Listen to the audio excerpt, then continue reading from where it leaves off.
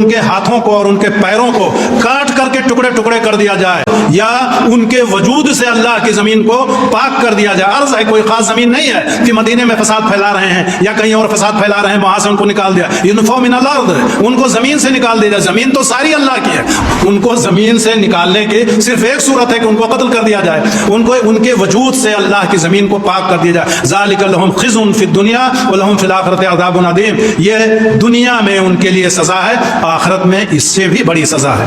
तो जो कुरान फितना और फसाद के खिलाफ इतने सख्त अहकामात जारी करता है, अल्लाह दुनिया में फितना और फसाद मचाने के खिलाफ, दुनिया में दहशत गर्दी मचाने के खिलाफ जो इतने सख्त अहकामात जारी करता है, क्यों कर मुमकिन है कि उसके मानने वाले, उस कुरान के मानने वाले, उस नबी के मानने वाले दहशत गर्द हो सकते हैं? नामुमकिन है। ये अगर ये दो ही सूरतें हैं, या तो वो दहशत गर्द होगा तो मुसलमान नहीं होगा, या तो वो मुसलमान होगा